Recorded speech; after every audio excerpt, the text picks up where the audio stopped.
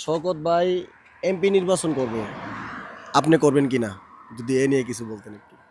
আচ্ছা, শওকত ভাই এমপি নির্বাচন করবে না, তবে গুঞ্জন শোনা যাচ্ছে, এটা সত্য কথা। হ্যাঁ, জি, আমিও একটু একটু শুনতেছি আর কি, এই আচ্ছা। জন্য আপনাকে প্রশ্ন করলাম। শওকত ভাই একজন মানবিক মানুষ।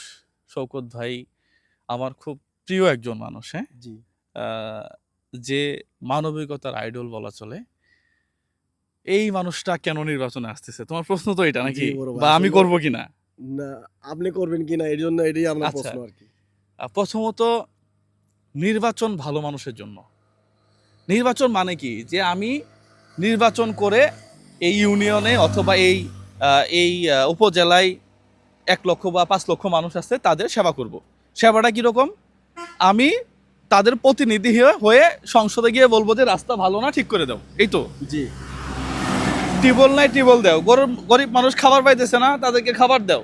চাল ডাল নাই, এগুলো দাও। এই তো। জি এখন আমাদের দেশের সমস্যা হচ্ছে, 10 কেজি চাল দেওয়ার কথা সেখানে 8 কেজি দেয়, আর বাকি 2 কেজি টাকা অমুক তমুক সব ভাগ করে নিয়ে দেশের বাইরে বাড়ি বানা বেগম পাড়াতে। হ্যাঁ, জি তবে এই যে নির্বাচনের ব্যাপারটা, একজন জনপ্রতিনিধি যে তার যে আদর্শ যেভাবে হওয়ার কথা সেভাবে আমাদের দেশে হয় না।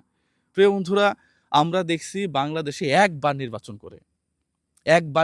করে যার 1 বিঘা জমি ছিল, তার তার জমি হয়েছে 100 বিঘা। তার মানে তার আয়ের উৎস বাড়ছে 100 গুণেরও বেশি। আমরা 600, 700, 1200 গুণ পর্যন্ত এমপি মন্ত্রীদের ইনকাম বাড়ছে, এটা দেখছি। আমাদের সমস্যা হচ্ছে এই জায়গাতে। এখন শওকত ভাই যদি নির্বাচনে এসে একটা মডেল দাঁড় করাইতে পারে যে আমি আগে মানুষের জন্য কাজ করতাম, বেওয়ারিশ মানুষের জন্য, এখনো তাই করতেছি, আমার ব্যাংকে 20,000 টাকা আসলে এখনো 20,000 টাকাই আছে 5 বছর পরে। জি অথবা আমি যে চাকরি করি, উনি মনে হয় একটা জায়গাতে ব্র্যান্ড অ্যাম্বাসিডর, পাশাপাশি বিজনেসও আছে।